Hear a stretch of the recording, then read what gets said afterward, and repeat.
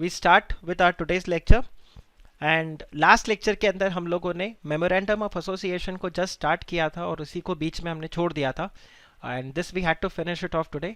इससे पहले हमने लास्ट लेक्चर के अंदर काफ़ी सारी चीज़ों को कवर किया था। We started with the incorporation, correct, and हमने देखा था हु इज़ अ प्रमोटर, और then formation of a company हम लोगों ने चेक किया कि कैसे पब्लिक, प्राइवेट एंड 1% कंपनी आप इनकॉर्पोरेट करते हो। हमने e form INC 32, that is incorporation form 32, spice form भी चेक किया था। बाय द वे, मैंने लास्ट क्लास में आप लोगों को मिनिस्ट्री ऑफ कॉर्पोरेट अफेयर का वेबसाइट चेक करवाया था। किसी ने जाकर उसको किया ब्राउज? किसी ने अगर चेक किया हो, ऐसे ही शौकिया तौर पे किसी ने जाकर अगर देखा हो? ओके, फिर आप देखो, जैसे अगर आप चेक करो, ऑल राइट, गुड गुड, ठीक है, हाँ हाँ, कोई प्रॉब्लम नहीं। आप आराम से जब मतलब जब टाइम पास करने का मन करे, आप मिनिस्ट्री ऑफ कॉर्पोरेट अफेयर की वेबसाइट पे जाओ और देखते जाओ क्या रहता है अकॉर्डिंगली। फिर आप देखिए, हमने चेक किया ये पूरा जो प्रोसेस होगा, डिक्लेरेशन एंड मेमोरेंडम में सब्सक्राइबर्स, फिर certificate of incorporation, then we also studied about the CIN number, right. Then कैसे फ्रॉड के केस आपके ऊपर आ सकते हैं अगर आपने कंपनी को गलत इन्फॉर्मेशन देके इनकॉर्पोरेट किया, so what would be the issue in that. फिर आप देखिए the order of the tribunal, कि अगर गलत इन्फॉर्मेशन देके आपने कंपनी को इनकॉर्पोरेट किया तो ट्रिब्यूनल क्या क्या कर सकता है। आपके लाइबिलिटी को अनलिमिटेड से, मैंने लिमिटेड से अनलिमिटेड बना देगा, कंपनी को वाउंड अप कर देगा, राइट, पब्लिक इंटरेस्ट में कोई और ऑर्डर पास अकॉर्डिंगली। फिर हमने देखा था द स्पाइस फॉर्म, राइट। फिर आप देखिए इफेक्ट ऑफ रजिस्ट्रेशन, हमने देखा जिस दिन से कंपनी इनकॉर्पोरेट होता है उस दिन से कंपनी क्या बन जाता है, it becomes a body corporate. The day company gets incorporated it becomes a body corporate, it has a perpetual succession and all those things हमने यहाँ पे चेक किया। And the certificate of incorporation में जो डेट होगा that would be the deemed date of incorporation, okay. तो ये आपके पास आता है। फिर हमने देखा था effect of the memorandum and articles of association, commencement of business, हमने ये भी देखा। फिर हमने ये classification of the capital clause इसको कंप्लीट किया था, जिसमें हमने देखा था कि मेमोरेंडम ऑफ एसोसिएशन के अंदर आपके टोटल 6 क्लॉजेस होते हैं, जिसमें से एक क्लॉज होता है कैपिटल क्लॉज। सो फेस वैल्यू का डेफिनेशन आई थिंक अब आप लोग हमेशा याद रखोगे और कभी भी गलत आंसर नहीं करोगे जब आपसे कोई पूछेगा what is a face value. So it is the value at which the authorised share capital of the company is divided into, right. फिर आप देखिए ये आया आपका authorised share capital, issued share capital, subscribe, called up and paid up capital, right. फिर हमने देखा था कि ऑथराइज्ड सबसे ज़्यादा होगा मैक्सिमम, इससे ज़्यादा इशूड नहीं हो सकता, इशूड से ज़्यादा सब्सक्राइब नहीं हो सकता, सब्सक्राइब से ज़्यादा कॉल्ड नहीं हो सकता, कॉल्ड से ज़्यादा पेड अप नहीं होता। फिर हमने यहाँ पर चेक किया था कि कंपनी ने 6 रुपया कॉल किया लेकिन शेयर होल्डर ने 10 रुपया पे कर दिया, तो क्या पेड अप वैल्यू 10 हो जाएगा? Answer is no, the paid up value would be 6 rupees only and 4 rupees would be treated as calls in advance, and on that calls in advance if company desires it can pay interest at the rate 12% per annum, that's the maximum rate which the company can pay, and articles of association, right, allow करना चाहिए इसके लिए। और same way अगर suppose करो आपने call किया था और आपका कॉल जो था वो 6 रुपए का था लेकिन शेयर होल्डर ने सिर्फ 5 रुपीज़ पे किया, तो पेड अप वैल्यू क्या हो गया आपका 5, एंड यहाँ पर 1 rupees would be treated as calls in arrear, and on this calls in arrear the company can charge interest at the rate 10%, that to maximum. ये हमने देखा। एक और चीज़ आपको मुझे बताओ, शेयर होल्डर ने यहाँ पर 6 रुपया मंगवाया, मतलब कंपनी ने 6 रुपया मंगवाया था, शेयर होल्डर ने 10 रुपया पे कर दिया। आप मुझे एक बात बताओ, what is going to be the dividend, मतलब डिविडेंड किसके ऊपर मिलेगा, 6 रुपये पे या 10 रुपये पे? What is the dividend, like on what amount the dividend would be paid? 6 rupees. ध्यान रखना, the dividend is always paid on the paid up share capital. आपका जो भी पेड अप शेयर कैपिटल होगा उसके ऊपर आप क्या करते हो, आप डिविडेंड पे कर देते हो, ठीक है। तो आपको ये ध्यान रखना है, the dividend is paid on the paid up share capital of the company. फिर आप देखिए कॉल्स इन एडवांस, तो calls in advance is again it's what, it's a liability for the company, so it is a liability until the money is called by the company on which the company can pay a maximum rate of 10% of interest, and calls in arrear is a asset because it's a receivable which is going to be received in future, and इसके ऊपर company maximum 10% interest charge करता है, right. सो ये आपके पास रहेगा। और इसके ऊपर देखना एक शायद आपको 3 मार्क्स का क्वेश्चन मिल जाए, distinguish between calls in advance and calls in arrears. फिर हमने यहाँ पर देखा था कि जो शेयर्स होते हैं they can be issued at par और they can be issued at premium, और प्रीमियम पे अगर इशू कर दे तो any amount beyond the face value will be transfer to the securities premium account, and जो फेस वैल्यू या portion of face value that will be transfer to the share capital account, right. तो ये आया। फिर हमने discuss किया था that share capital जो है उसके दो टाइप्स है, one is the equity share capital, another is the preference share capital. फिर हमने देखा था equity share capital with uniform voting rights, जिनको हम क्या बोलते थे, ऑर्डिनरी इक्विटी शेयर्स, और दूसरा हमारे पास यहाँ पे था equity share with differential voting rights, तो इनको डीवीआर हम बोलते हैं। और हमने ये एक पिक्यूलर क्वेश्चन देखा था दैट एक कंपनी के अंदर सिर्फ इक्विटी चलेगा बट सिर्फ प्रेफरेंस नहीं चलेगा, इक्विटी प्रेफरेंस भी चल सकता है बट इक्विटी तो होना ज़रूरी है। और preference share capital that a company can not have just preference share, and preference share capitals क्या होते हैं जिनको दो राइट होता है, right to receive dividend and right to repayment of the capital before the repayment is done to the equity share holders upon winding up. ये दो rights अगर होते हैं तो आप क्या हो, आप एक इक्विटी प्रेफरेंस शेयर कैपिटल हो। और ये दो में से कोई भी एक राइट अगर आपके पास है तो आप क्या बन जाओगे, you will be called as deemed preference share. ये दो में से कोई भी एक राइट अगर किसी शेयर के पास है, बिकॉज इक्विटी का डेफिनेशन बड़ा सिंपल है, all share capital which is not preference. तो इन दोनों राइट अगर आपके पास है तो आप प्रेफरेंस हो, और इन दो में से कोई एक भी राइट आपके पास है तो आप प्रेफरेंस हो, और अगर आप प्रेफरेंस हो तो आप फिर इक्विटी नहीं हो, right. So this is there. फिर आप देखिए आपके पास आ जाता है मेमोरेंडम ऑफ एसोसिएशन। ओके, अब आप मेमोरेंडम ऑफ एसोसिएशन अगर चेक करो तो it is the charter document which constitutes the scope and the power of the company, correct. और आप यहाँ पर देखो the object of registering the memorandum and articles of association, because ये आपको याद रहेगा memorandum of association is a public document. Guys ध्यान रखना, आपका आज का जो लेक्चर है इसका एग्जाम वेटेज मैं आपको बता रहा हूँ, इजीली 6 मार्क्स आपको आज के लेक्चर्स में से मिलेगा फॉर श्योर। एक क्वेश्चन आपको आज के इस लेक्चर से मिलेगा और 6 मार्क्स का वेटेज है, either you get a direct question और you may get a case study question, but 6 marks का वेटेज आपके अटेम्प्ट में श्योर शॉट आज के लेक्चर में से आपको मिल जाएगा, ठीक है। तो आप देखो the memorandum of association of a company is in fact it's charter, charter मतलब मेन डॉक्यूमेंट आपका है जो कि कॉन्स्टिट्यूट करता है powers of the company, and it's a public document, इसीलिए ये अज्यूम कर लिया जाता है, it is presumed that any person who contracts with the company have full knowledge about the memorandum of association.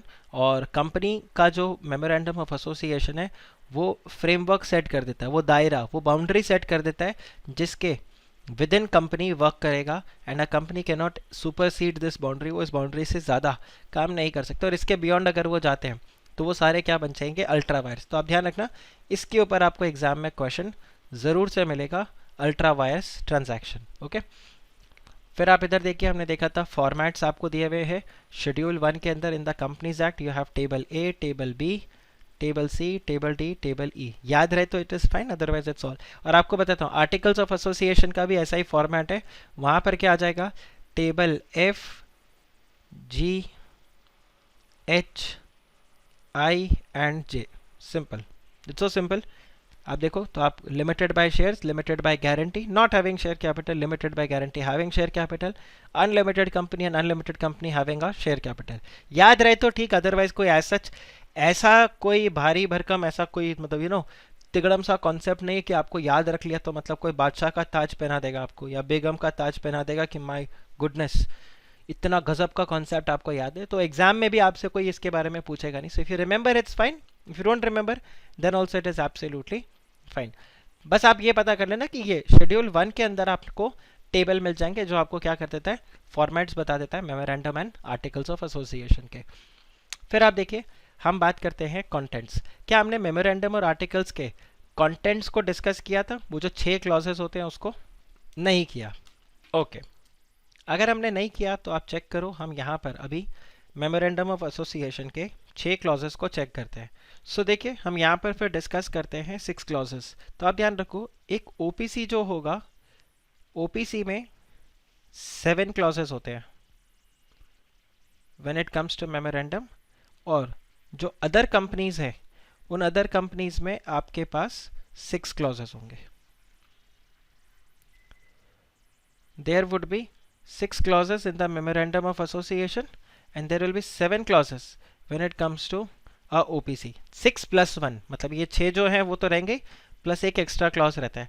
क्या कोई गेस करके बता सकता है ये एक्स्ट्रा क्लॉज किस चीज़ का होगा? हमने OPC के बारे में पढ़ा था, एक ऐसा चीज़ जो सिर्फ बिल्कुल करेक्ट, फैंटास्टिक, नॉमिनी. क्या बात है, इमीडिएटली आप लोगों ने आंसर किया. Nominee clause is one of the extra clause which is there in the memorandum of OPC. Otherwise ये 6 क्लॉजेस आपके रहते हैं. अब हम देखो ये 6 क्लॉजेस को डिस्कस करते हैं. मैंने आपको क्या बताया था कि मेमोरेंडम ऑफ एसोसिएशन जो है वो किसको आंसर करेगा? It will answer the question of what. और यहाँ पर जो सबसे पहला क्लॉज आता है उसको हम बोलते हैं नेम क्लॉज. और एक नेम क्लॉज आपको क्या बताएगा? It tells you what is the name of a company.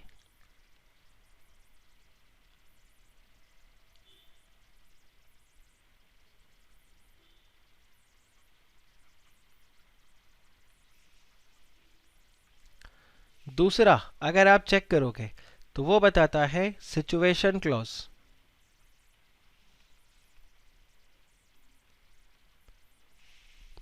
इसको कई बार डोमिसाइल क्लॉज भी बोलते हैं.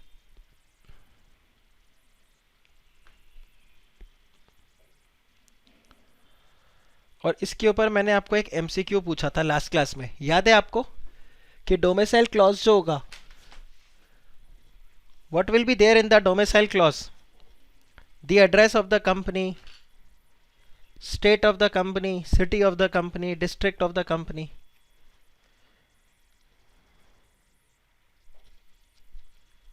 आप बताओ. लास्ट क्लास में हमने very good state, the state in which the company is registered, वो आपको कहाँ पर मिलेगा? You going to get that in case of a domicile clause के अंदर आपको the state in which the company is registered. फिर आप देखिए यहाँ पर थर्ड क्लॉज जो आएगा उसको हम बोलते हैं ऑब्जेक्ट क्लॉज. और ऑब्जेक्ट क्लॉज आपको बेसिकली क्या बताएगा? That what is the purpose of the company, why the company is incorporated, या मैं आपको बताऊं what activities a company can undertake. मतलब अगर आप किसी एडुकेशन इंस्टीट्यूट का मेमोरेंडम ऑफ एसोसिएशन देखोगे तो उसके ऑब्जेक्ट क्लॉज में रहेगा to provide education, correct. Airline company का देखोगे तो to provide aviation services for goods services and what ever activities. और आज हम देखेंगे कि आप देखो ये कितना ज़्यादा इंपॉर्टेंट हो जाता है आपका ऑब्जेक्ट क्लॉज. फिर इसके अलावा अगर आप चेक करो तो आपके पास आता है जिसको हम बोलते हैं लायबिलिटी क्लॉज. और लायबिलिटी क्लॉज क्या बताएगा? कि what is the liability of a member, right. ये आपका जाता है. देन आपके पास फिफ्थ क्लॉज जो आएगा उसको हम बोलते हैं कैपिटल क्लॉज. और आप मुझे बताइए कैपिटल क्लॉज क्या बताएगा? साक्षी वेरी गुड. सलोनी, देखो सलोनी ने करेक्ट आंसर दिया. हर्षल आपने भी करेक्ट आंसर किया. अब ध्यान रखो सिर्फ शेयर कैपिटल या शेयर बोलने से गलत हो जाएगा. आपको यहाँ पर क्या बोलना पड़ेगा? It is the authorised share capital, right. चलो गुड. फिर हमारे पास आता है जिसको हम बोलते हैं सब्सक्रिप्शन क्लॉज, या इसको एसोसिएशन क्लॉज भी बोलते हैं. और इसमें क्या होता है? It contains the name, then particulars and also the number of shares जो ये सब्सक्राइब कर रहे हैं, करेक्ट. और फिर आपके पास आ जाता है जिसको हम क्या बोलते हैं? Nominee clause. और नॉमिनी क्लॉज आपको क्या बताता है? It tells you that in case of death or incapacity, so this is only in case of OPC, right. और यहाँ पर it contains the name of the nominee, right. so ये आपके पास memorandum of association आ गया. अब देखो कैसे इसका importance आता है. तो अगर आप चेक करो तो सबसे पहला क्लॉज जो आपको यहाँ पर मिल रहा है इट इज नेम क्लॉज. और यहाँ पर क्या बताया जा रहा है कि हर कंपनी के नाम के एंड में क्या रहेगा? लिमिटेड वर्ड रहेगा अगर वो एक पब्लिक कंपनी है तो. सो if it's a public company तो उसके नाम के एंड पे जो भी उसका नाम होगा उसके एंड पे लिमिटेड आ जाएगा। If it's a private company तो उसके नाम के एंड में प्राइवेट लिमिटेड आएगा। And if it's a OPC तो उसका जो भी नाम होगा उसके एंड पर ओपीसी आ जाएगा। तो ये अपना प्रोविजन है। आप मुझे बताओ, क्या कोई ऐसा कंपनी है जिसको अपने नाम के एंड में लिमिटेड या प्राइवेट लिमिटेड लगाने के लिए एग्जाम्पशन मिल सकता है? क्या कोई ऐसा कंपनी है? Very good Dhaval, very very good. So if it's a section 8 company तो उसको यहाँ पर एग्जाम्पशन मिल सकता है। अरे वाह, अमेजिंग।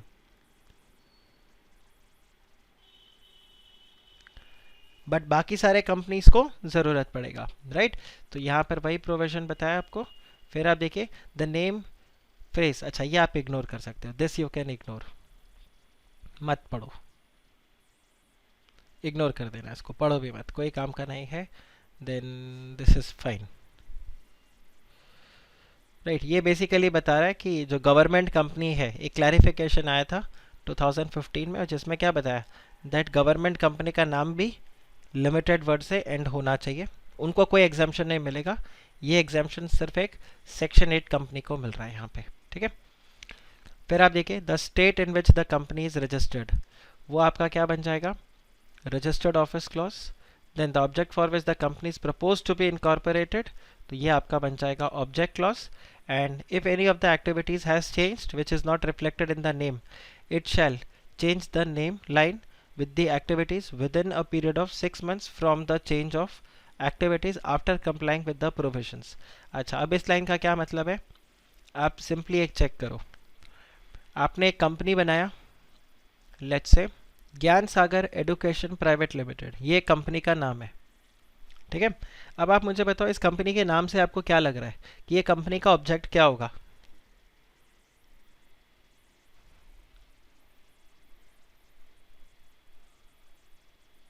नाम से आपको क्या लग रहा है कि what should be the objective of the company? To provide education, कहीं ना कहीं एडुकेशन सेक्टर में, राइट? कहीं ना कहीं कोई एडुकेशन सेक्टर में होगा, स्कूल, प्राइमरी, प्रोफेशनल, कुछ ना कुछ तो इस तरह से रहेगा। आपको बाद में पता चलता है कि ये कंपनी जब खुला था तब तो ये एडुकेशन में था, इसके ऑब्जेक्ट क्लॉज में एडुकेशन लिखा हुआ था, बाद में इन्होंने ऑब्जेक्ट क्लॉज को चेंज कर दिया। आई थिंक लास्ट क्लास में एंड में किसी ने मेरे को पूछा भी था कि सर क्या ऑब्जेक्ट क्लॉज और ये सब चेंज हो सकते हैं? तो बिल्कुल चेंज हो सकते हैं, इन्होंने चेंज कर दिया। आज की डेट में ये लोग क्या करते हैं? आज की डेट में ये लोग वॉशिंग मशीन बनाते हैं, they are washing machine manufacturers. और लेट्स से कोई भी इलेक्ट्रॉनिक आइटम का, मतलब not related to education, they are doing some other than education.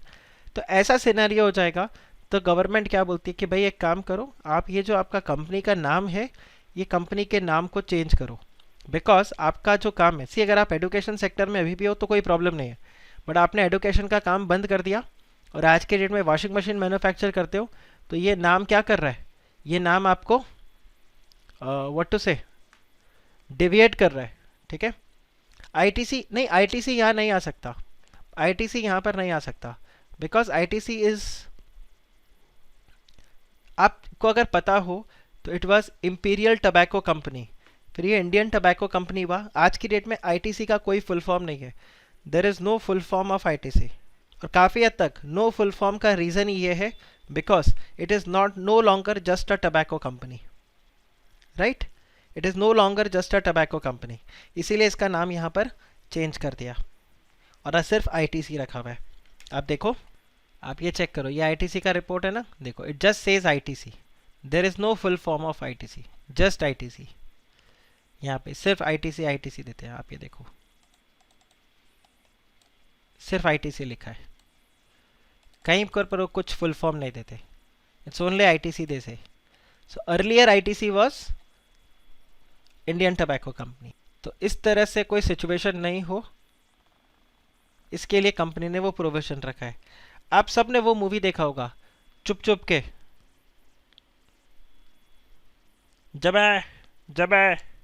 Shahid Kapoor वाला, उसमें देखते हो वो राजपाल यादव को पता चलता है कि तुम्हें शीतल से कुश्ती लड़ना है, वो कितना खुश हो जाता है, उसको लगता है कोई फीमेल है उसके साथ कुश्ती लड़ना है।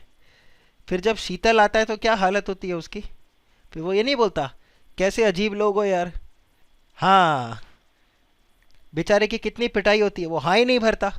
राइट। सो यहाँ पर भी वैसा है कि कंपनी का नाम आप मिसलीड कर सकते हो। राइट, इसके लिए आपको बोला गया है कि आप यहाँ पे अगर आपने अपने एक्टिविटीज़ को चेंज किया जो कि आपके नाम में रिफ्लेक्ट नहीं होता, तो कंपनी को 6 महीने का टाइम दिया जाएगा और 6 महीने के अंदर अंदर कंपनी अपने नाम को तुरंत बदले। फिर आप देखो आपके पास आ जाता है लाइबिलिटी क्लॉज।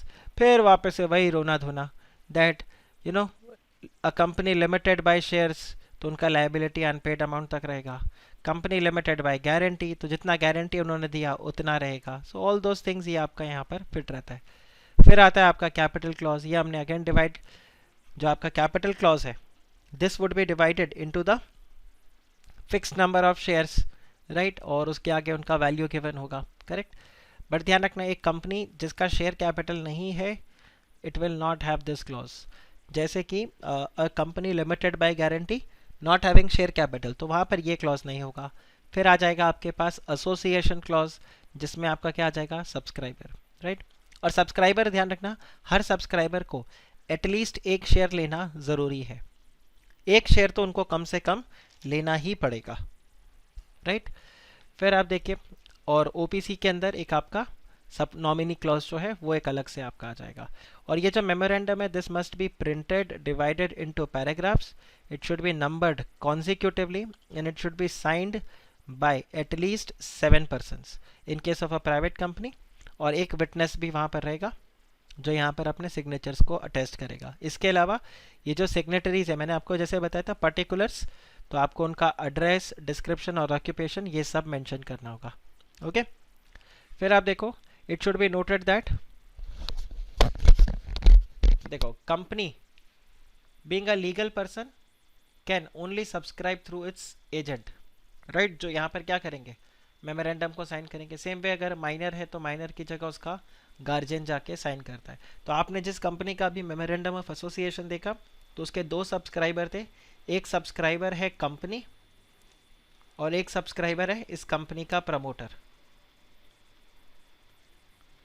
तो इस कंपनी के बिहाफ में इस कंपनी के एक डायरेक्टर ने साइन किया और फिर इस प्रमोटर ने साइन किया। सो this is how it goes. Okay. फिर आप देखिए, ये आ जाता है question doctrine of ultra vires, जो मैं आपको बता रहा हूँ 5 to 6 मार्क्स के लिए आपको एग्जाम में मिलेगा। और अगर स्ट्रेट फॉरवर्ड क्वेश्चन पूछा तो हो सकता है आपको 4 to 5 मार्क्स के लिए पूछे, और केस स्टडी में आया तो ये 5 to 6 मार्क्स के लिए होगा। अल्ट्रा वायर्स का क्या मतलब होता है, सिंपली अगर आप चेक करो, अल्ट्रा वायर्स का ये मतलब है beyond their powers, beyond the powers of the company, उसको हम क्या बोलते हैं, ultra vires. Right. So if there is any act which is done in excess of the legal powers of the company, तो उस एक्ट को हम क्या बोलेंगे, अल्ट्रा वायर्स। अब कंपनीज एक्ट में क्या बोला हुआ है, that ultra vires transaction is what it is, void एब इनिशियो। क्या आप वॉइड एब इनिशियो समझते हो, right. Ultra vires act is what it is, void एब initio, and even if 100% share holders चाहे तो भी वो एक अल्ट्रा वायर्स एक्ट को रेटिफाई नहीं कर सकते। सो इवन 100% शेयर होल्डर्स, या इस तरह से बोले तो all the share holders, they cannot ratify,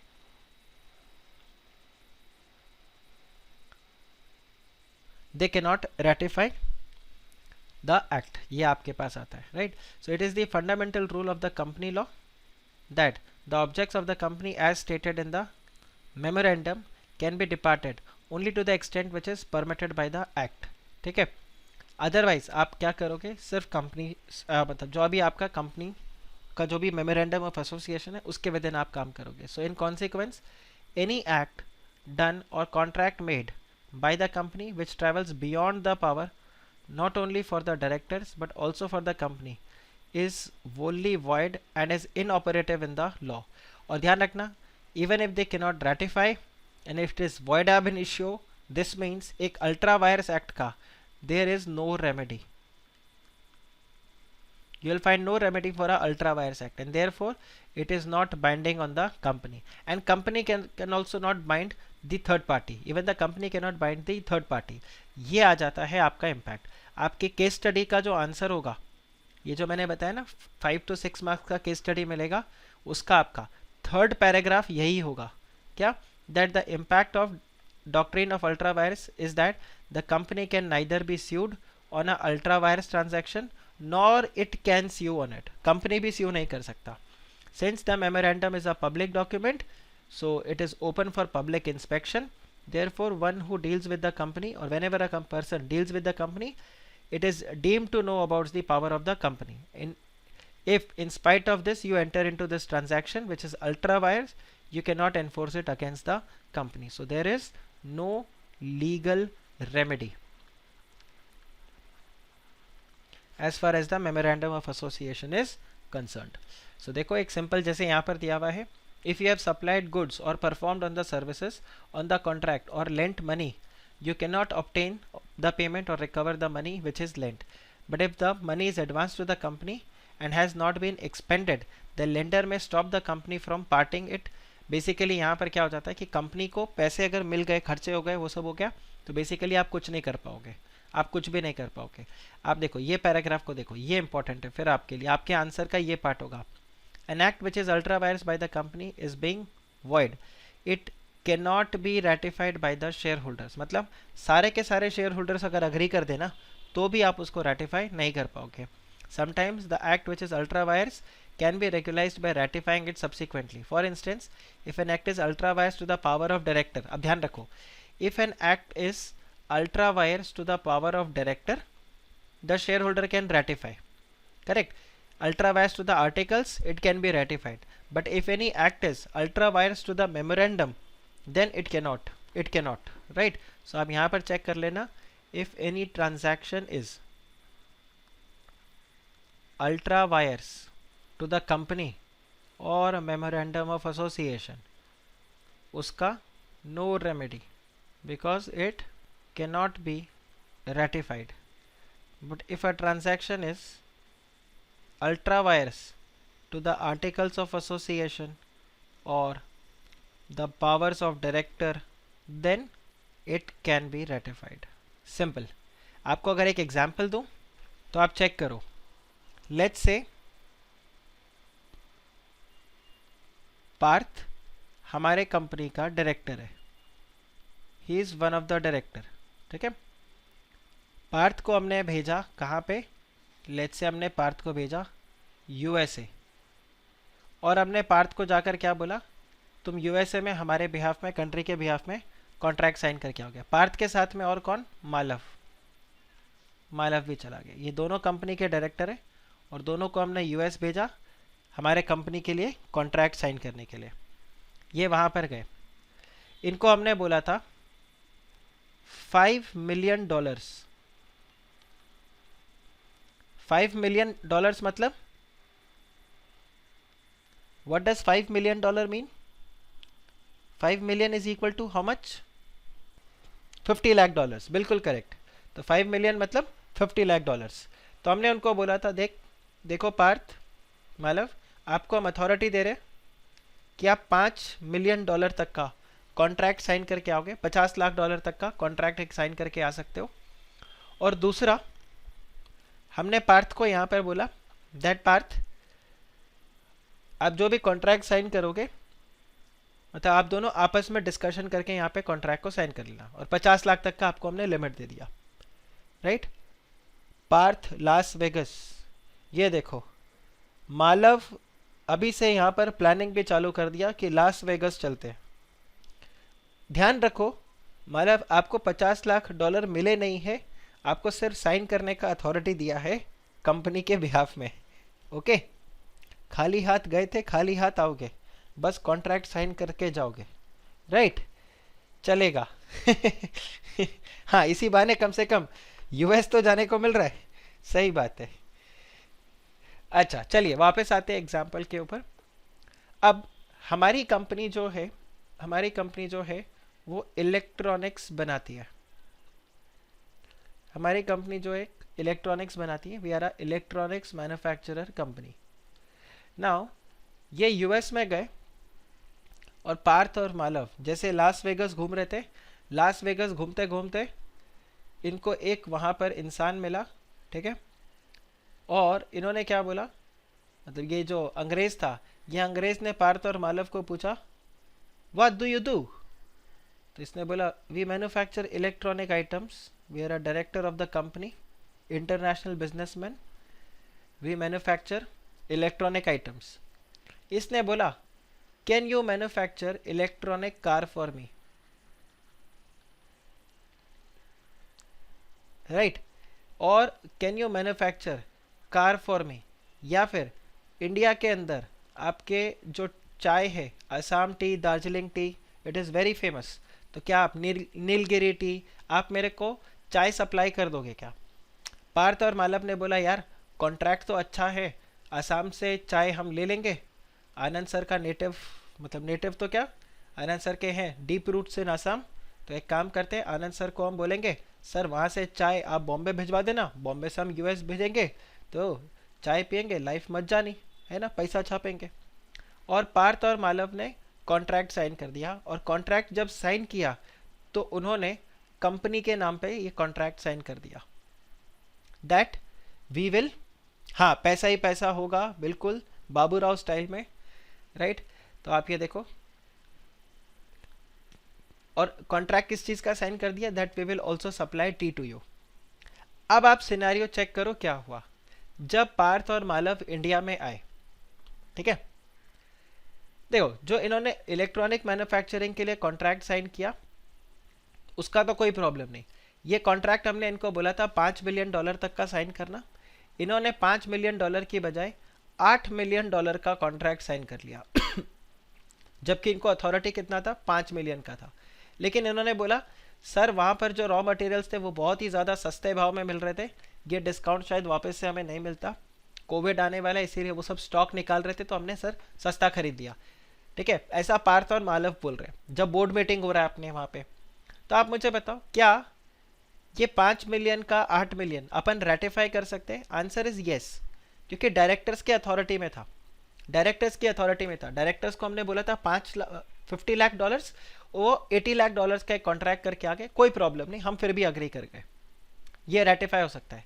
लेकिन मुझे बताओ ये जो चाय बनाने का ये ऑर्डर लेकर आए हैं, क्या हम इसको रेटिफाई कर सकते हैं, can the tea order which they have got, no, why, because this is ultra vires to the memorandum of association, this is, ये अल्ट्रा वायरस हो गया, ultra vires to the memorandum. हाँ एक और चीज, अल्ट्रा वायरस मत लिख के आना, it is ultra wires, okay.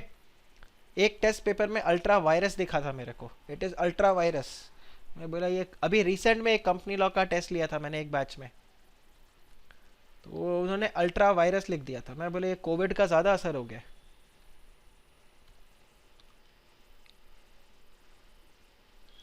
Right. तो आप ये देखो इट इज अल्ट्रा वायर्स, ये जो चाय का है दिस इज अल्ट्रा वायर्स, सो ये रेटिफाई नहीं हो सकता, चाय का ऑर्डर रेटिफाई नहीं हो सकता। अब आप सिंपलेस्ट सिनेरियो एक चेक करो, ये यूएस में जो थे लेट्स से डॉलंड, ठीक है, इन्होंने क्या कर दिया, इनको कुछ एडवांस पेमेंट कर दिया, या फिर इन्होंने इनको कुछ एडवांस पेमेंट कर दिया, कुछ भी गया, इसका कोई रेमेडी नहीं है, इसका कोई रेमेडी नहीं है, this is not legally responsible, मतलब there is no legally enforceability for this. हाँ पार्थ और मालव ने फ्रॉडुलेंटली अगर इसके साथ कॉन्ट्रैक्ट किया तो ये फ्रॉड का केस फाइल कर सकता है, बट उसके अलावा अगर आप चेक करो there is no legal remedy, because memorandum of association is what, it is a public document. आप मुझे बताओ ये एग्जाम्पल क्लियर हुआ, क्या आपको ये एग्जाम्पल क्लियर हुआ, कौन सा एक्ट रेटिफाई हो सकता है, कौन सा एक्ट रेटिफाई नहीं हो सकता। तो अगर डायरेक्टर्स अपने अथॉरिटी को एक्सीड करे उसको रेटिफाई किया जा सकता है, बट अगर आप कंपनी के पावर को रेटिफाई कर दो, मतलब उसको एक्सीड कर दो, तो आप उसको फिर रेटिफाई नहीं कर पाओगे। So this is what we have when it comes to the ultra vires act, ठीक है। तो ये ध्यान रखना, वेरी वेरी इंपॉर्टेंट, जो मैं आपको बोल रहा हूँ एग्जाम के लिए आपका 5 मार्क्स का क्वेश्चन आएगा। हाँ, अपने पर्सनल नाम में कॉन्ट्रैक्ट में एंटर करे, कोई प्रॉब्लम नहीं। मैंने क्या बताया, वो चाय खरीदने का ऑर्डर उन्होंने किस में डाल दिया, वो चाय खरीदने का ऑर्डर उन्होंने अपने पर्सनल नाम की बजाय कंपनी के नाम पे साइन करके आ गए। बिकॉज इफ यू रिमेंबर, वो जब डॉलर से मिले थे तो उसको क्या बोला था, we are the directors, we manufacture electronic items, we are the directors of a company. So आप चेक करो, उन्होंने अपने आप को डायरेक्टर बताया और डायरेक्टर के नाम पे उन्होंने कॉन्ट्रैक्ट किया, मीन्स कंपनी के नाम पे कॉन्ट्रैक्ट किया। फिर आप देखिए, एक ये बहुत फेमस केस है, हर कंपनी लॉ का स्टूडेंट ये केस ज़रूर पढ़ता है। जैसे सैलमन वर्सेस सैलमन है, वैसे ही ये वाला केस है, ठीक है। और fantastic case which tells you कैसे अगर अल्ट्रा वायर्स एक्ट में आप एंटर करो तो आपके पास कोई भी लीगल रेमेडी नहीं होता। तो आप ये देखो क्या दिया हुआ है, the fact of the case. ये जो कंपनी थी Ashbury railway carriage and iron company limited, ठीक है। इस कंपनी का मेन ऑब्जेक्ट था क्या, टू मेक सेल और lend on hire railway carriages and wagons. इसके अलावा to carry on the business of mechanical engineers and general contractors, then to purchase lease sell and work on mines, then to purchase and sell as merchants or agents coal, timber, metals etc. ठीक है, ये इनका object clause था। अब ये जो directors थे company के, इन्होंने इस पर्सन रिची के साथ एक कॉन्ट्रैक्ट किया। अब देखो इनका ऑब्जेक्टिव क्या है, देखो जनरल कॉन्ट्रैक्टर है, इन्होंने रिची के साथ एक कॉन्ट्रैक्ट किया और रिची को क्या बोला, हम तुम्हें पैसे प्रोवाइड करेंगे, ठीक है, for financing the construction of the railway line in Belgium.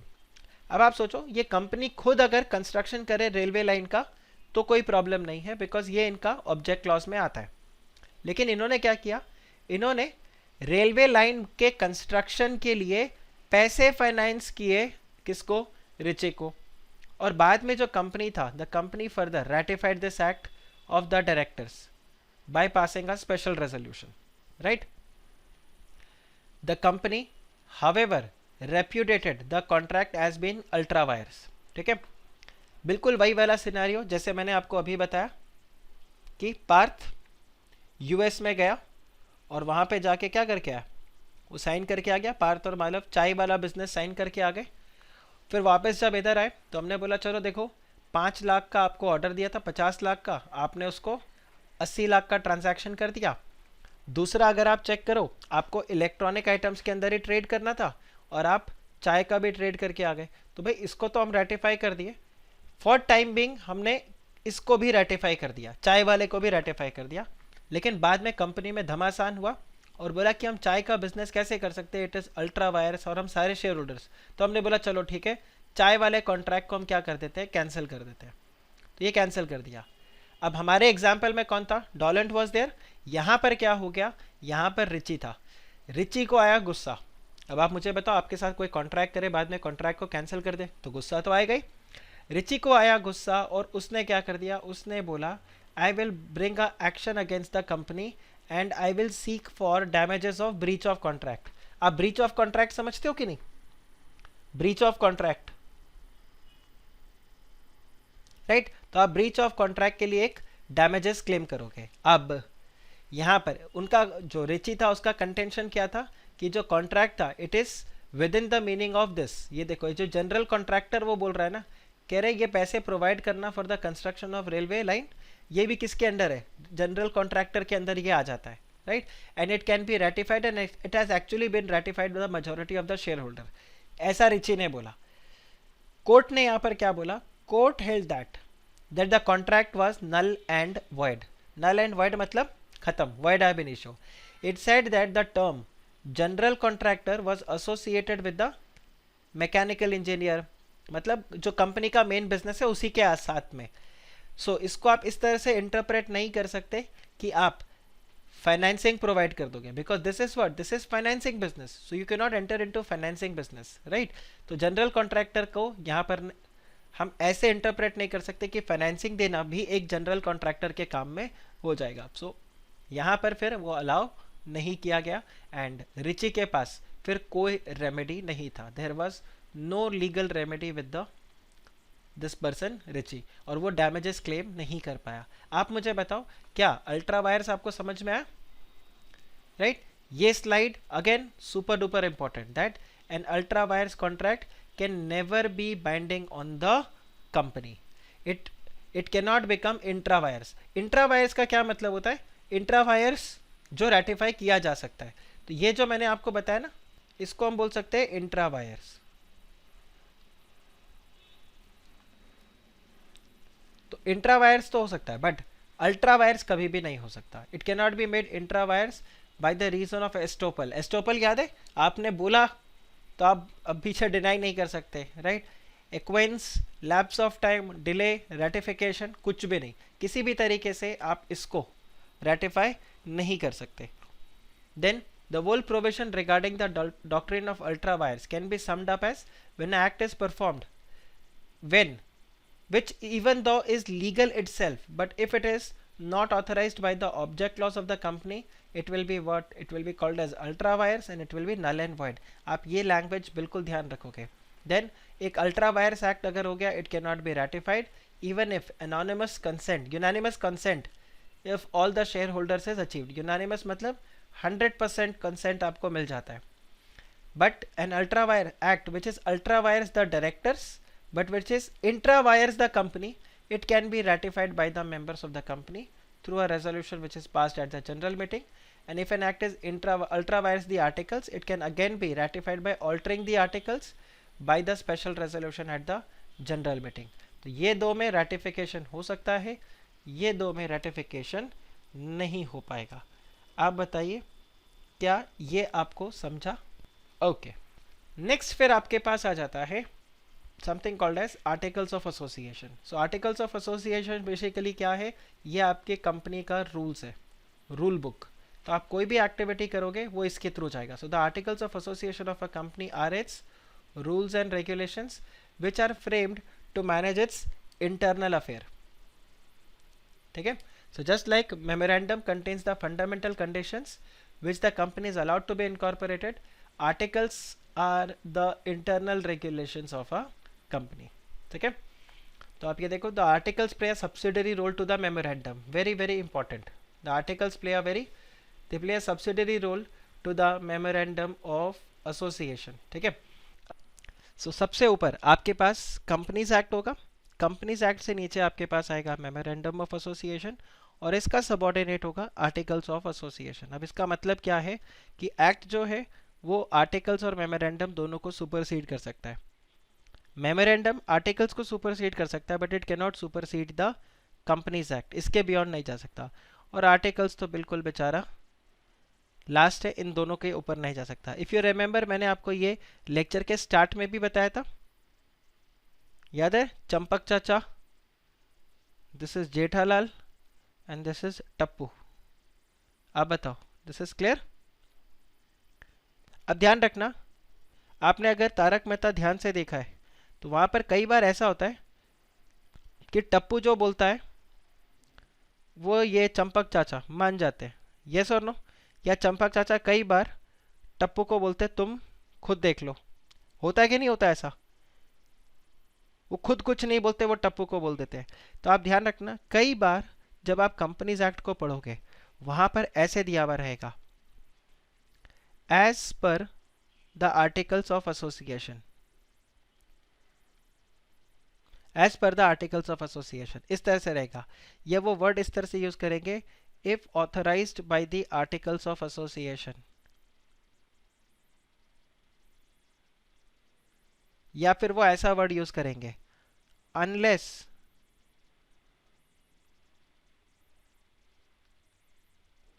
otherwise the articles of association states, right? इस तरह से करके। तो बेसिकली यहां पर क्या हो रहा है, कंपनीज एक्ट में जब इस तरह के वर्डिंग्स मिलते हैं तो उसका क्या मतलब होता है?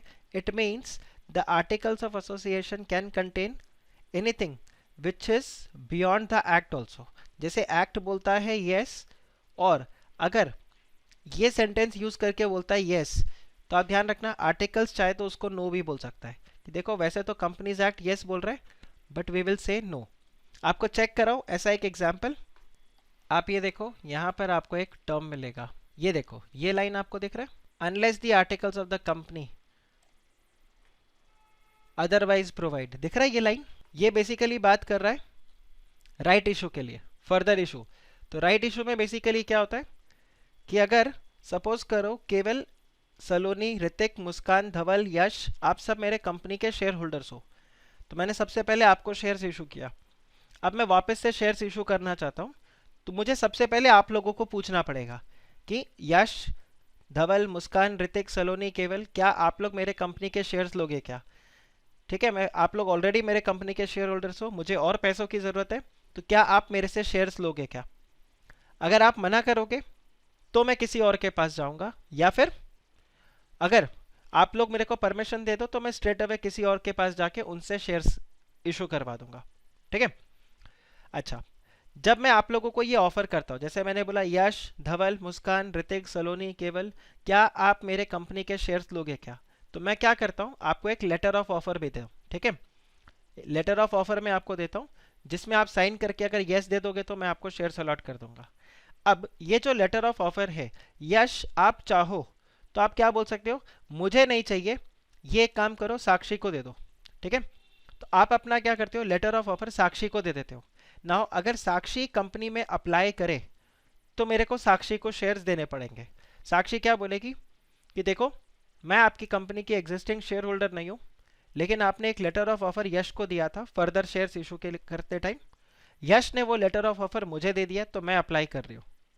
नाउ कंपनीज एक्ट क्या बोलता है कि यश अगर इस तरह से, या यश, धवल, मुस्कान, ऋतिक, सलोनी, केवल, जो एग्जिस्टिंग शेयर होल्डर्स है, ये अपना लेटर ऑफ ऑफर किसी थर्ड पर्सन को दे तो वो आके कंपनी में अप्लाई कर सकती है, और मैं मना नहीं कर सकता कि आपने कैसे शेयर के लिए अप्लाई किया, ये ऑफर तो मैंने आपको किया ही नहीं था। ओके, बट अगर आपने अपने आर्टिकल्स ऑफ एसोसिएशन में लिख दिया that no, right shares are to be applied only by the existing shareholders and it can not be given to any other person, it can not be given to any other person मतलब it can not be renounced. तो यहां पर यश, अगर आप अपने letter of offer साक्षी को देते हो और साक्षी शेयर्स के लिए अप्लाई करती है, तो मैं साक्षी को मना कर सकता हूँ, साक्षी आई एम सॉरी, मेरा आर्टिकल्स मुझे अलाउ नहीं करता आपको शेयर्स अलॉट करना। आप बताओ, is this clear? Is this clear? देखो, एक्ट अलाउ कर रहा है, यहां पर क्या बता रहा है, the offer shall be deem to include a right which is exercisable by a person concern to renounce the shares offer to him और any of them of any person, right, और आप किसी को भी दे सकते हो। लेकिन अगर मैंने आर्टिकल्स ऑफ एसोसिएशन में ये प्रोविजन डाल दिया कि आप अप्लाई नहीं कर सकते, या आप किसी और को ये शेयर्स, जो लेटर ऑफ ऑफर है, किसी और को नहीं दे सकते, इन दैट केस कोई थर्ड पर्सन अगर अप्लाई करता है तो मैं उसको मना कर सकता हूँ। सो दैट्स व्हाट आई से कि आर्टिकल्स ऑफ एसोसिएशन को कई बार सॉफ्ट कॉर्नर मिल जाता है, किससे, एक्ट से। तो याद रखने का तरीका, वैसे तो देखो टप्पू दादाजी के बियॉन्ड नहीं जा सकता, अपने पापा के भी बियॉन्ड नहीं जा सकता, लेकिन दादाजी का एक सॉफ्ट कॉर्नर है हमेशा टप्पू के लिए। तो कई बार वो क्या बोलते हैं, टप्पूड़ा को अपने आप काम करने दे, वो हैंडल कर लेगा। आप बताओ, is this clear? In that case Jethalal कुछ नहीं बोल सकता। ठीक है, तो मेमोरेंडम भी कोई कुछ नहीं बोलेगा, एक्ट भी कुछ कुछ नहीं बोलेगा, जो आर्टिकल्स बोलेगा वही काम चलेगा। आप बताइए, ये आपको समझा? तो दिस इज द प्रोविजन, तो आप ये याद रखना। हालांकि ध्यान रखो, ये जो मैंने आपसे अभी डिस्कस किया, ये एग्जाम में आपसे कोई नहीं पूछेगा, बट आपको ये बात पता होना चाहिए, करेक्ट? तो आप अगर किसी को भी पूछोगे, आपके किसी भी जो सीनियर है, मे बी सीए इंटर या फाइनल में, आप किसी को भी पूछोगे कि क्या articles of association companies act के बियॉन्ड जा सकता है क्या, तो मेजोरिटी लोग आपको क्या बोलेंगे, नहीं वो नहीं जा सकता। बट फिर आप वहां पर बोलोगे, एक जो ट्रू प्रोफेशनल होगा वो क्या बोलेगा, दैट देखो वो नहीं जा सकता, लेकिन अगर आर्टिकल्स ऑफ एसोसिएशन में ऐसा लिखा है तो वो जा सकता है, it can deviate from the companies act and it can have its own special rules. आप बताओ, this is clear? This is clear? चलिए फिर आगे देखते हैं। So the document containing the articles of association of the company is a business document and it should be construed strictly. It should be construed strictly. It has or it regulates the domestic management of the company. बहुत अच्छा line है, ये word आप अपने answer में use कर सकते हो। It regulates the domestic management of the company and creates certain rights and obligations between the members and the company. then the articles of association are in fact they are the bylaws of the company. Correct? आप देखते हो आपके society का भी bylaws होता है,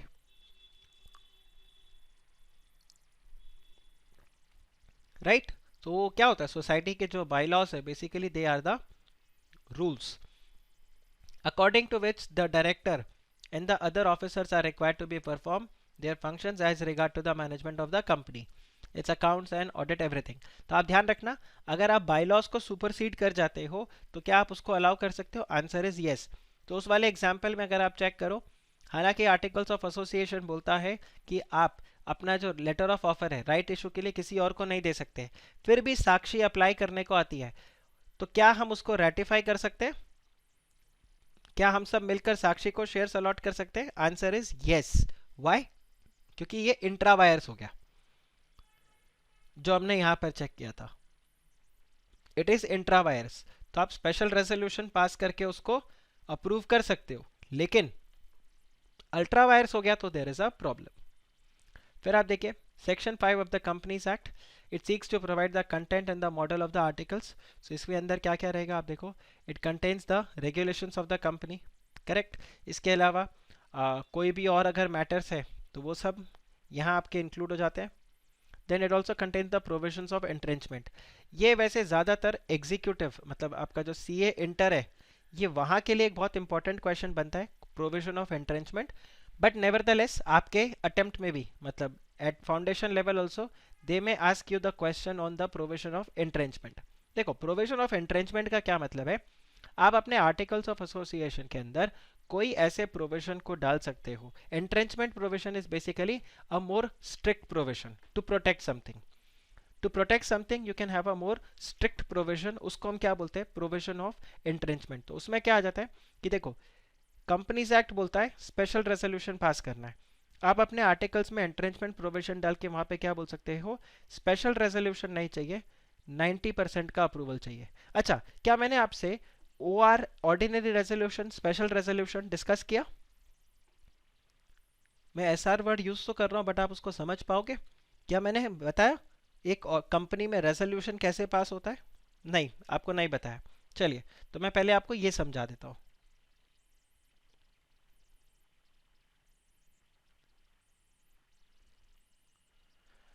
तो आप देखो कंपनी में हमें जब भी कोई अप्रूवल लेना है तो वो 2 लेवल पे आपका अप्रूवल्स होता है.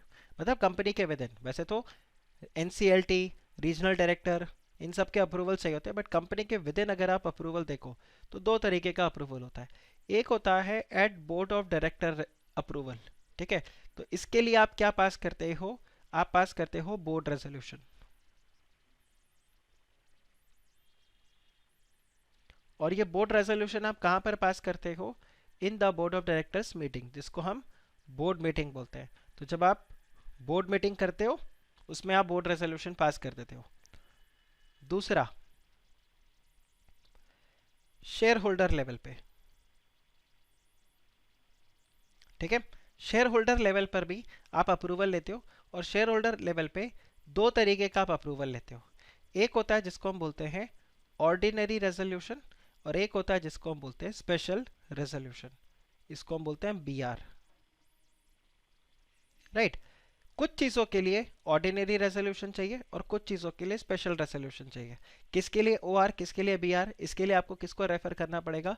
कंपनीज एक्ट को. तो कंपनीज एक्ट ही आपको बता देता है कि जो आपको अप्रूवल लेना है ये खाली बोर्ड रेजोल्यूशन से काम चलेगा, या ऑर्डिनरी रेजोल्यूशन लेना होगा, या स्पेशल रेजोल्यूशन पास करना होगा.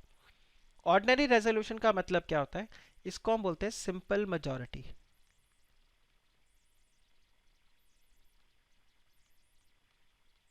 विच मीन्स आपको खाली क्या चाहिए? नंबर ऑफ वोट्स जो फेवर में पड़ते हैं that should be more than the number of votes it is in against. Simple, simple majority. जितने भी लोग वोट कर रहे हैं, जो भी मेंबर्स मीटिंग में आए हैं और जो मीटिंग में वोट करते हैं, उसमें से ज़्यादातर लोग अगर फेवर में वोट कर रहे हैं तो कोई प्रॉब्लम नहीं है, लेकिन अगर अगेंस्ट में वोट कर रहे हैं तो प्रॉब्लम है. आप बताओ, ये क्लियर हुआ?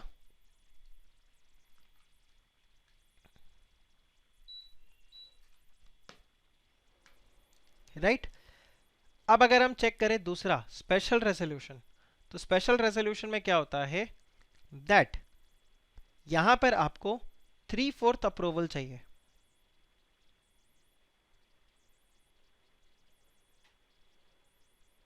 जिसको कई बार 75% भी बोलते हैं। इसमें क्या हो जाता है more than 50। Here we require more than 50%, but here you require 75% approval. नहीं रौनक 51% नहीं, मैंने इसीलिए जानबूझ के यहाँ पे मोर देन 50 लिखा, 51 नहीं होता। देखो कैसे, मैं आपको एग्जांपल देता हूँ। अगर किसी कंपनी में 100 शेयर होल्डर्स है और आपको ऑर्डिनरी रेजोल्यूशन पास करना है, तो आपको कितना चाहिए 51, और आपको स्पेशल रेजोल्यूशन पास करना है तो आपको कितना चाहिए 75। 100 में तो बराबर है, कोई प्रॉब्लम नहीं, क्योंकि मोर देन 50 मतलब 51 ही होगा, क्योंकि आधा पौना सवा वोट तो कोई होता नहीं है। मतलब हम ऐसा नहीं बोल सकते, मतलब ये कोई मैंने लव स्टोरी प्रपोजल तो है नहीं कि I love you but like a friend, friend zone कर दिया। तो मतलब यहाँ तो आइदर आई लव यू और यू डोंट लव मी, मतलब वो वाला सिनेरियो हो जाएगा। Either I am in favour of the resolution और I am against the resolution, ये वहाँ पर वैसा चलता है। तो 100 में तो कोई प्रॉब्लम नहीं। बट सपोज करो मैं आपको बोलता हूँ कंपनी में लेट्स से 400 मेंबर्स है। अब आप देखो 400 मेंबर्स में देयर इज अ प्रॉब्लम, या लेट्स से कंपनी में 500 मेंबर्स है, 1000 मेंबर्स है, इसमें देयर इज अ प्रॉब्लम। इसमें अगर मैं आपको ऐसे बोलता हूँ मुझे बताओ इसमें अगर मुझे ऑर्डिनरी रेजोल्यूशन पास करना है तो व्हाट इज द रिक्वायरमेंट, और इसमें अगर मुझे स्पेशल रेजोल्यूशन पास करना है तो व्हाट इज द रिक्वायरमेंट। देखो स्पेशल रेजोल्यूशन में it will B 75% of 400 which is what 300। तो अगर 300 लोग फेवर में है तो मेरा रेजोल्यूशन पास हो गया। ऑर्डिनरी रेजोल्यूशन में मैं आपको बताता हूँ पहले रॉन्ग आंसर और फिर करेक्ट आंसर बताता हूँ। अगर रॉन्ग आंसर बोलूँ और मैं बोलूँ 51%, तो आप देखो 51% ऑफ 400 कितना होगा, व्हाट विल बी 51% ऑफ 400, 204।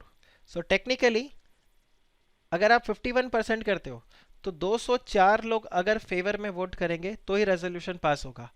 जबकि करेक्ट आंसर क्या है कि अगर 201 लोगों ने भी फेवर में वोट कर दिया तो भी आपका रेजोल्यूशन पास हो गया। यह है समझ में, 201 में भी काम हो जाएगा। इसीलिए हम 51% नहीं बोलते, we just say more than 50। Simple तरीका, ऑर्डिनरी रेजोल्यूशन अगर आपको कैलकुलेट करना है ना कितना चाहिए, सिंपल तरीका, तो आप क्या करो, आप सबसे पहले तो क्या कर दो 50% कैलकुलेट कर लो, उसके बाद +1 शेयर कर देना, खत्म।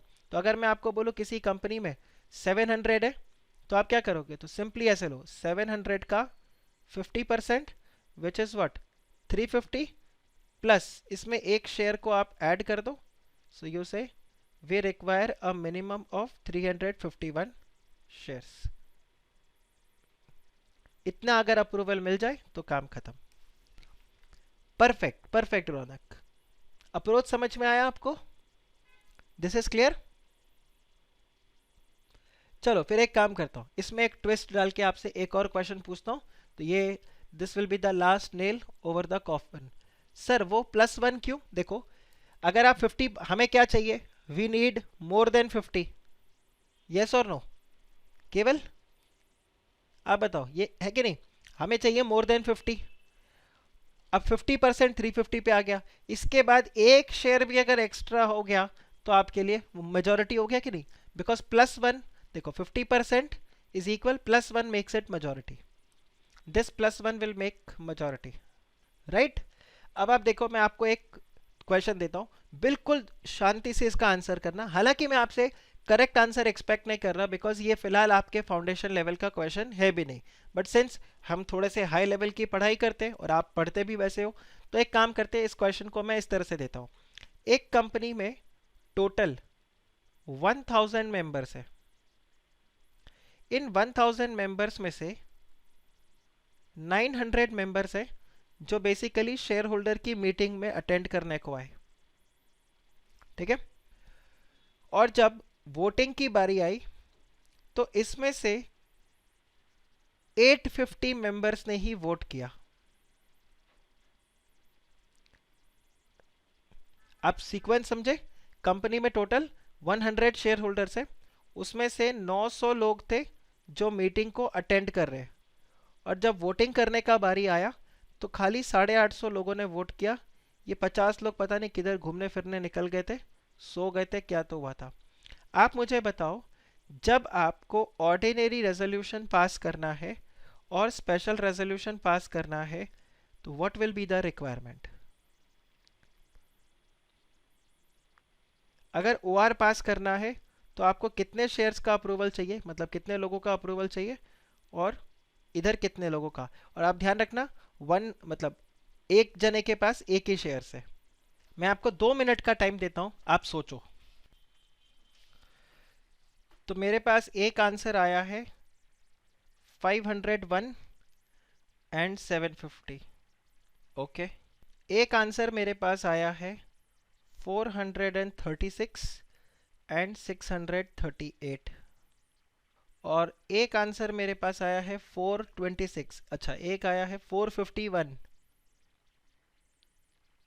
एंड 638। चलिए, एक आया है 426, 436 है 426 है? जो पहले आंसर आया था 36, 426, तो 426 भी एक आंसर आ रहा है मेरे पास। 425 भी आया है एक आंसर। ओके, एसआर में ज़्यादा वेरिएशन नहीं आ रहा है, अच्छा वो आपका टाइपिंग मिस्टेक था। Okay, 426, all right. तो आप देखो, 1000 मेंबर्स है, ये आंसर आपका रॉन्ग हो गया, बिकॉज इनसे आपको लेना देना नहीं है। फिर 900 मीटिंग अटेंड करने के लिए आए, ठीक है। अब 900 जो यहाँ पर मीटिंग अटेंड करने के लिए आए, इनसे भी हमें नहीं लेना देना, तो आपका ये वाला भी आंसर रॉन्ग हो गया। 501 कैसे आया? 50% ऑफ 1000 प्लस 1। जिनका आंसर 451 आया उन्होंने बोला 900 का 50% प्लस 1। करेक्ट आंसर क्या होगा? ये जो आप में से मेजॉरिटी लोगों ने आंसर किया। बिकॉज 850 जो आए हैं, तो हम यहाँ पर क्या करेंगे, हम पहले 850 का 50% लेंगे, और 850 का 50% हो जाएगा आपका 425,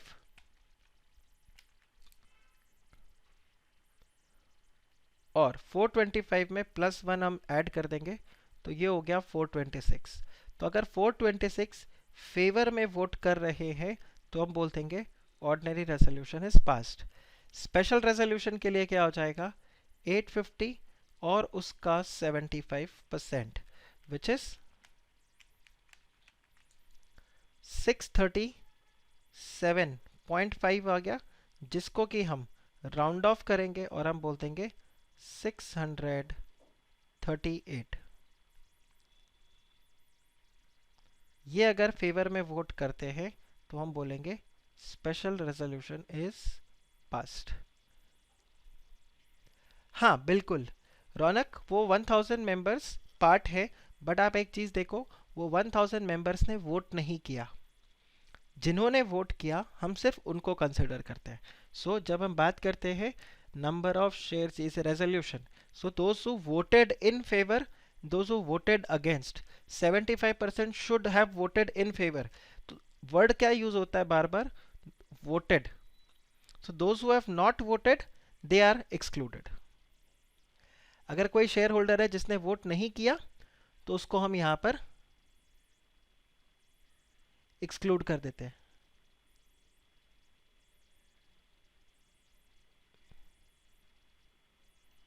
ओके, चलिए, तो ये आपको मैंने थोड़ा सा एक्स्ट्रा ज्ञान दे दिया, जिसका रिक्वायरमेंट तो नहीं था, बट फिर भी सीखने में क्या प्रॉब्लम है।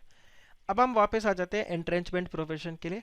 तो एंट्रेंचमेंट प्रोविजन में आप देखो, आप मुझे बताओ कौन सा डिफिकल्ट होगा पास करना, ओआर या SR? It is definitely SR. Why? Because special resolution pass करने के लिए आपको 3/4 लोगों का, 75% लोगों का अप्रूवल चाहिए, लेकिन यहां पर तो खाली मेजोरिटी, सिंपल मोर देन 50% चाहिए। अब आप सोचो, आप एंट्रेंचमेंट प्रोविजन डाल के क्या कर रहे हो? 90% का अप्रूवल का प्रोविजन डालते हो। अब 90% का जब आप प्रोविजन डाल दोगे तो उसमें क्या होगा? काफ़ी मेजॉरिटी, आप चलो इसको एक और सिंपल तरीके से बताता हूँ। हमारा गवर्नमेंट फॉर्म करने के लिए हमें क्या चाहिए, मोर देन 50% सीट्स चाहिए, तो आप गवर्नमेंट बना सकते हो, है कि नहीं। इसीलिए आप देखो आज की डेट में कोई भी गवर्नमेंट हो, कोई भी गवर्नमेंट हो, लोग आपको ऐसे मिलते हैं, आधे आधे मिलते हैं। आप इंडिया का देखो, कहीं का भी देखो, देखो जब ट्रंप भी प्रेसिडेंट बना था तो आधे लोग ऐसे बोल रहे थे हम तो इसको प्रेसिडेंट नहीं मानते। आप सेम वे चेक करो, जब मिस्टर नरेंद्र मोदी, अपने मोदी जी भी जब पीएम बने तब भी आधे लोगों ने बोला हम तो इसको पीएम नहीं मानते। क्यों ऐसा बोला? Because you just need more than 50%, yes और no. You just need more than 50% to form a government, तो more than 50% is easy. But अगर सोचो यही रिक्वायरमेंट ऐसा आ जाए 90%, या ये रिक्वायरमेंट आ जाए 75% का, तो आप बताओ, अगर 90% का प्रोविजन डाल दिया तो आप मुझे बताओ क्या आपको ज़्यादा लोग मिलेंगे जो ये बोलेंगे हम मोदी जी को पीएम नहीं मानते अपना, या कम लोग मिलेंगे? ऐसे रिवोट करने वाले कितने लोग मिलेंगे? वो कम लोग मिलेंगे। वाई? बिकॉज आप देखो 90% लोगों ने उनको वोट दिया। अभी तो फिलहाल ऐसा हो जाता है कि 50% वोट नहीं मिलता तो भी लोग मिनिस्टर बन जाते हैं। बट और इसी की वजह से क्या होता है, बहुत ज़्यादा रिवोल्ट वगैरह रहता है। तो काफ़ी एक बड़ा सेक्शन होता है जो नहीं चाहते बट फिर भी उनके अगेंस्ट में काम हो जाता है, या उनके अगेंस्ट में वो पर्सन वहाँ पर मिनिस्टर बन जाते हैं। सेम वे अगर आप कंपनी में चेक करो, आपको ऑर्डिनरी रेजोल्यूशन पास करना था, तो हमारा जो प्रीवियस एग्जाम्पल था उसमें 426 लोगों ने इन फेवर वोट किया एंड 424 लोगों ने अगेंस्ट में वोट किया। तो आप देखो फिर भी एक काफ़ी बड़ा तबका है कंपनी के अंदर जो अगेंस्ट में वोट कर रहा है, यस और नो। पर फिर भी वो काम हो जाएगा बिकॉज ऑर्डिनरी रेजोल्यूशन पास हो गया। तो इसकी वजह से क्या होता है, कुछ माइनॉरिटी शेयर होल्डर्स जो रहते हैं उनके ऊपर थोड़ा सा, मतलब it is a hardship on them basically. उनकी बात सुनी नहीं जाती, मतलब वो बोले चाहे नहीं बोले कोई फर्क नहीं पड़ता। मतलब अगर किसी कंपनी के अंदर सपोज करो 4 लोग हैं, ठीक है, तो रौनक फॉर एग्जाम्पल आपके पास 70 शेयर्स है कंपनी के अंदर, ठीक है। उज्जवल आपके पास यहाँ पर 10% शेयर्स है, राइट। और साक्षी आपके पास यहाँ पे कंपनी में 5% शेयर्स है, और बचे हुए सबके पास 5% या 1% शेयर्स है। तो चलो ऐसे लो, 1% वाले ऐसे 30 लोग और हैं या 20 लोग और हैं यहाँ पे। अब आप मुझे बताओ रौनक और उज्जवल दोनों मिलकर कंपनी के सारे डिसीजंस ले सकते हैं कि नहीं? मुझे बताओ ये साक्षी जैसे और 20 लोग जो है उनसे वो नहीं भी पूछे तो भी चलेगा, बिकॉज अगर ऑर्डिनरी रेजोल्यूशन पास करना है तो रौनक अकेले ही पास कर सकता है, और अगर स्पेशल रेजोल्यूशन पास करना है तो रौनक और उज्जवल दोनों मिलके पास कर ले तो भी काम हो जाएगा। अच्छा, अगर उज्जवल नहीं भी माने तो रौनक के पास यहाँ पर 20 लोग हैं, इन 20 में से किसी 5 को भी ये बोतल में उतार ले, ये 5 जने भी अगर मान गए तो भी ये क्या हो जाएगा, स्पेशल रेजोल्यूशन पास हो जाएगा। Are you understanding the difference? Are you understanding the difference? इसके लिए यहाँ पर एंट्रेंचमेंट का प्रोविजन डाल दिया, और हम आर्टिकल्स में क्या बोलेंगे कि चलो कुछ चीज़ों के लिए 90% का अप्रूवल चाहिए होगा। तो अगर 90% लोग हाँ करेंगे, only then we will say that you can go ahead in the company और the decision is taken. So ये आ गया आपका entrenchment provision.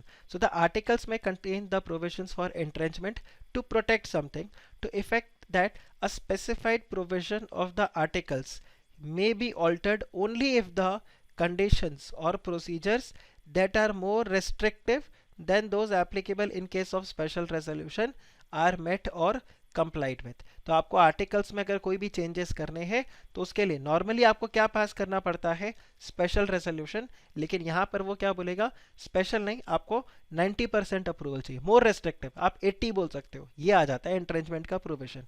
गाइस समझा आपको ये, right? So the provision of entrenchment, या तो आप क्या कर सकते हो, जब कंपनी फॉर्म करते हो उसी टाइम आप बना दो। लेकिन सपोज करो आपकी कंपनी ऑलरेडी बनी हुई है, अब आपको अगर करना है तो आप क्या कर सकते हो, एक प्राइवेट कंपनी है तो उसमें सारे के सारे शेयर होल्डर्स को अग्री करना पड़ेगा।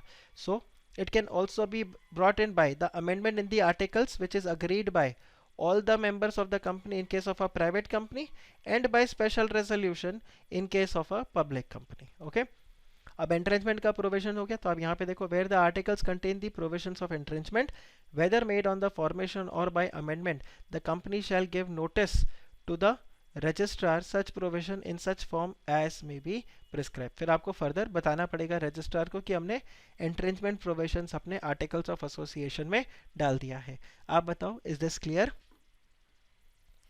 Is this clear?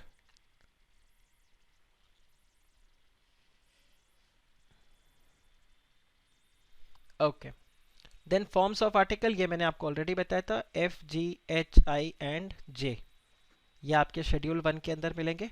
Model articles तो आपको जैसे मैंने बताया था, मैंने उस क्लाइंट का क्या किया था, टेबल एफ को कॉपी पेस्ट कर दिया था। So you can also adopt the model articles, right? So this is there. Then एक ये क्वेश्चन आ जाता है कई बार, ये हो सकता है आपको एक 4 मार्क्स के लिए क्वेश्चन मिल जाए, distinguish between the memorandum and articles of association. तो सिंपल ये आपका अब काफ़ी सेल्फ एक्सप्लेनेटरी हो जाएगा अगर आप ये पॉइंट्स को पढ़ो तो आप देखो, ऑब्जेक्टिव मेमोरेंडम क्या बताता है? It defines the limits and the boundaries of the company. Articles of association rules and regulations बताता है, ठीक है? रिलेशनशिप, मेमोरेंडम जो है वो कंपनी का बाउंड्री बताएगा विद द आउटसाइड वर्ल्ड, और अगर आप आर्टिकल्स को देखो तो it tells you the relationship between the company and its members. Alteration अगर आपको करना है मेमोरेंडम का, तो आपको स्पेशल रेजोल्यूशन पास करना पड़ेगा, और हो सकता है कई जगह आपको रीजनल डायरेक्टर और एनसीएलटी का अप्रूवल लगे।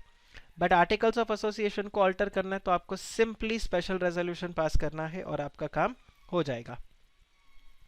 देन अल्ट्रा वायर्स, अगर आप मेमोरेंडम के बियॉन्ड जाते हो तो वो अल्ट्रा वायर्स है, आर्टिकल्स के बियॉन्ड जाते हो तो वो इंट्रा वायर्स हो जाएगा, and that can be ratified. So memorandum के बियॉन्ड अगर आप गए, it can not B ratified, articles के बियॉन्ड गए तो इट कैन बी रैटिफाइड।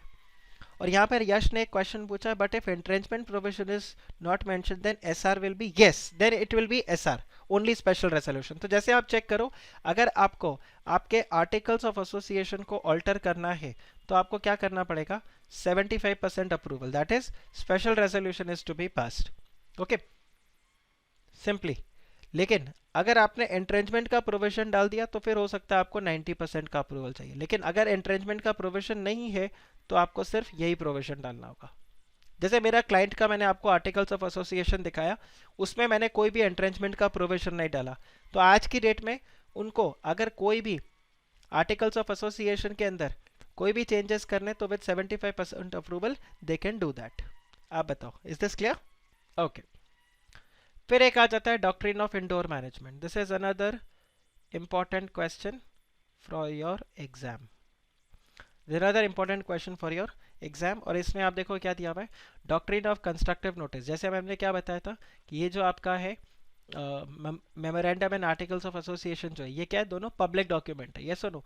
तो आप ये देखो, the memorandum and the articles of association, they are what? They are the public documents which are available for inspection to any person on the payment of nominal fee। 50 रुपया का आपको payment करना पड़ता है और आप किसी भी कंपनी के मेमोरेंडम और आर्टिकल्स को क्या कर सकते हो? डाउनलोड कर सकते हो।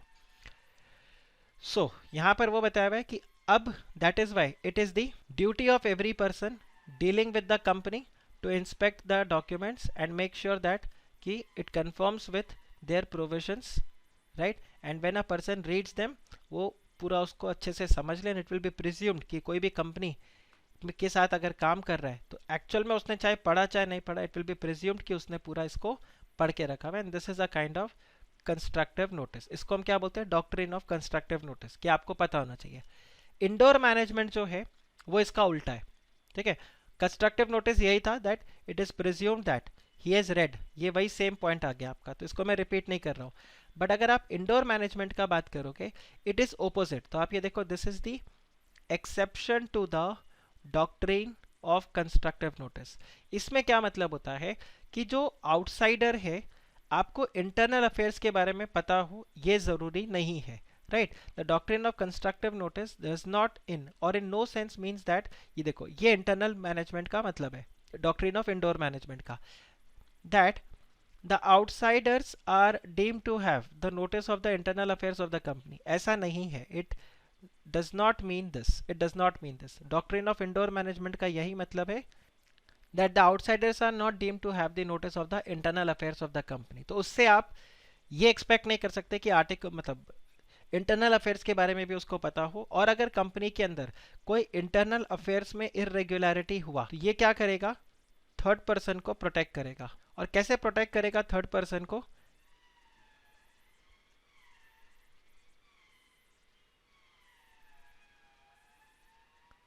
बिकॉज अगर आप एक सिंपल तरीका देखो, सिंपल प्रोविजन अगर आप चेक करो, तो आप देखो यहाँ पर कैसे वर्क करता है। अगर आप डॉक्ट्रिन ऑफ कंस्ट्रक्टिव नोटिस में जाओ, तो वहां पर वो क्या करता है, अगर कोई इरेग्युलरिटी हुआ, in that case the third person can not sue, the third person can not sue. लेकिन अगर डॉक्ट्रिन ऑफ इंडोर मैनेजमेंट हो गया और उसमें कोई इरेग्युलरिटी हुआ, तो थर्ड पर्सन कैन स्यू। वो उसको आप फिर ये नहीं बोलोगे कि कंपनी के इंटरनल अफेयर्स के बारे में आपको पता होना चाहिए था। तो देखो इफ एन एक्ट, तो ये देखो if an act is authorised by the articles and memorandum, an outsider is entitled to assume that all the detailed formalities for doing that act has been observed. एक simple तरीका, director was not authorised. See company का memorandum of association के object clause में जो काम लिखा था, आपने क्या किया, उसको उसी चीज के लिए आपने कंपनी के साथ में बिजनेस किया, ठीक है। नाउ जो डायरेक्टर ने यहां पर साइन कर दिया, जिस डायरेक्टर ने यहां पर साइन कर दिया, वो डायरेक्टर को अथॉरिटी नहीं था, या वो बियॉन्ड द अथॉरिटी चला गया, ये ऐसा रह गया। अब ये कंपनी के इंटरनल अफेयर्स थे कि भाई कौन से डायरेक्टर को अलाउड है, कौन से डायरेक्टर को नहीं अलाउड, ये सब हमें कैसे पता होगा? आपके साथ कॉन्ट्रैक्ट करते वक्त हमने मेमोरेंडम ऑफ एसोसिएशन देखा, उसके अंदर ऑब्जेक्ट क्लॉज में ये एक्टिविटी था। हमने आर्टिकल्स ऑफ एसोसिएशन देखा और उसमें ऐसा बोला गया था कोई भी एक डायरेक्टर अगर साइन कर दे तो काम हो जाएगा। तो आपके एक डायरेक्टर ने साइन कर दिया। अब हमें क्या पता वो डायरेक्टर ऑथोराइज था नहीं था, उससे कोई फर्क नहीं पड़ता। So this is how the third person gets protected. But with the doctrine of constructive notice, the company gets protected. Okay? कि आपने हमारे साथ कॉन्ट्रैक्ट किया, आपको मेमोरेंडम आर्टिकल पढ़ना चाहिए था, हमारे मेमोरेंडम में ये नहीं लिखा है, फिर भी आपने कॉन्ट्रैक्ट किया, आपकी गलती। लेकिन constructive notice, indoor management, it is opposite to that. आप मुझे बताओ, ये समझा आपको? और इसीलिए इसको टरकांड रूल्स भी हम बोलते हैं, बिकॉज ये फर्स्ट इस बैंक में, इस केस में हुआ था, रॉयल ब्रिटिश बैंक वर्सेस टरकांड, इस केस में हुआ था, और इसीलिए इसको हम टरकांड रूल भी बोलते हैं। तो इसके अंदर भी ये आप देखो एग्जैक्टली ऐसा ही सीन था कि ये जो बॉन्ड था, ये 2000 पाउंड का एक जो बॉन्ड था, ये इशू किया गया था, और वहां पर ये दो डायरेक्टर्स ने साइन करके इसको दे दिया। लेटर ऑन पता चला कि ये जो साइन था ये बराबर नहीं था, कंपनी में डायरेक्टर्स को इतनी अथॉरिटी नहीं थी पैसे बोरो करने की, करेक्ट, जो डायरेक्टर्स को अथॉराइज नहीं किया था। तो बैंक ने फिर ये बोला कि भाई अथॉरिटी नहीं थी, इसमें मेरा क्या है? मतलब आप सिंपली चेक करो, डायरेक्टर्स ने रेजोल्यूशन पास किया और सब कुछ पैसे बोरो कर लिए, अब आप बोलते हो कि नहीं, तो इट वाज व्हाट, कि ये जो बॉन्ड होगा, ये बॉन्ड क्या रहेगा, ये बॉन्ड वैलिड रहेगा, this bond will be valid. So this is how it goes. मैंने इसको बहुत ज़्यादा डिटेल में नहीं बताया, बिकॉज अगेन जैसे मैंने आपको बताया, ये आपके क्वेश्चन के लिए इंपॉर्टेंट है, ये दोनों आपके लिए इंपॉर्टेंट है। यहाँ पे ये केस तो है, ये बस आप वहां पे एक बार अगर रीड कर लोगे तो भी आपका प्रॉब्लम नहीं आएगा, राइट। अब exception to the doctrine of indoor management क्या है, जिसमें exception to the doctrine of indoor management मतलब थर्ड पार्टी को कोई भी प्रोटेक्शन नहीं मिलेगा, थर्ड पार्टी फंसेगा। और कब फंसेगा, आप देखो काफी लॉजिकल से प्रोविजंस है।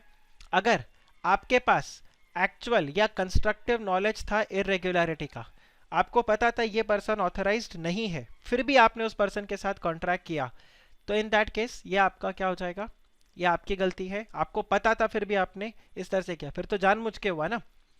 देखो यहाँ पर third person is a bona fide person, but here the third person is not bona fide, here the third person is mala fide. तो यहाँ पर उसको बोला गया the rule does not protect the person when the person who is dealing with the company has the notice whether actual और constructive of the irregularity, तो वो नहीं जाएगा। ध्यान रखना, ये भी इंपॉर्टेंट है, ये भी इंपॉर्टेंट क्वेश्चन है, एग्जाम में कई बार पूछते हैं exception to the doctrine of indoor management. फिर आप चेक करो सस्पिशन ऑफ द इरेग्युलरिटी, उन्होंने जो हरकतें करी उससे आपको अगर ऐसा लग रहा है कि गड़बड़ है या नेग्लिजेंटली आप वहां पे काम कर रहे हो, तो इन दैट केस ये आपका गड़बड़ होगा, या आपने क्वेरी बराबर से नहीं किया। इसको आप उस तरह से समझो जैसे कैवियर टेम्प्टर जैसे लगता है, ये काफी हद तक उस तरीके से लगेगा, जहां पर क्या बोला गया, where the person dealing with the company is put upon an inquiry, right, and where the transaction is unusual, right, और not in the ordinary course of business. तो ये आउटसाइडर की ड्यूटी है कि भाई वो यहाँ पर पता करे कि ऐसा क्यों, ये ट्रांजैक्शन किस तरह से और क्या आपको अलाउड है कि नहीं है। तो इन दैट केस आप यहाँ पर चेक करोगे तो वहां पर भी आपको doctrine of indoor management help नहीं करेगा। और लास्ट में आपका ये आ जाता है फॉर्जरी, कि अगर आपने फॉर्जरी कर दिया कि डायरेक्टर ने यहाँ पे फॉर्ज सिग्नेचर कर दिया किसी और का, सपोज करो दो डायरेक्टर्स का रिक्वायर्ड था, सो साक्षी एंड समीक्षा दोनों का सिग्नेचर रिक्वायर्ड था। साक्षी ने खुद का तो सिग्नेचर सही सही मारा और समीक्षा का सिग्नेचर यहाँ पर क्या कर दिया, फॉर्ज कर दिया, जाली सिग्नेचर कर दिया और बैंक से लोन ले लिया या कोई भी इस तरह से करके ट्रांजैक्शन में एंटर कर गए। और कंपनी बोले आपके आर्टिकल्स में बोला गया दो डायरेक्टर का सिग्नेचर होना चाहिए, तो देखो दो डायरेक्टर का साइन है, तो इन दैट केस समीक्षा का जो सिग्नेचर यहाँ पर फॉर्ज किया गया है उसके बेसिस पे company can escape the contract and in that case साक्षी के अगेंस्ट सेक्शन 447 का केस फाइल होगा। आप बताओ, is this clear? Is this clear that the doctrine of indoor management applies only to irregularities, right? But it cannot be applied to forgery, और उसमें फिर ये जो ट्रांजैक्शन होगा ये null and void हो जाएगा। Okay, so this is what is there in your company law, और यहां पर आपका कंपनी लॉ एंड हो जाता है। आप बताओ क्या कंपनी लॉ आपको समझ में आया कि नहीं? अगर ये समझ में आ गया तो all the best for your Sunday's test. Saturday को हम फिर जब मिलेंगे, सैटरडे को we are going to start with the new chapter that is limited liability partnership act. Okay.